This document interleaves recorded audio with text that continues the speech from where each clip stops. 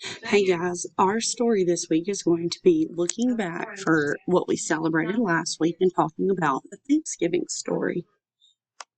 So, every year we celebrate a special holiday called Thanksgiving. We have lots of yummy food, we eat turkey, and lots of other great food. But why? Why do we celebrate Thanksgiving? Many years ago, a group of people lived in a place called England. The leaders there did not want the people to worship God the way the Bible said to. So the people decided to leave England and go to America. These people were called pilgrims. The pilgrims gathered all of their things and got on a ship called the Mayflower. The pilgrims had to endure storms and high waters during their trip.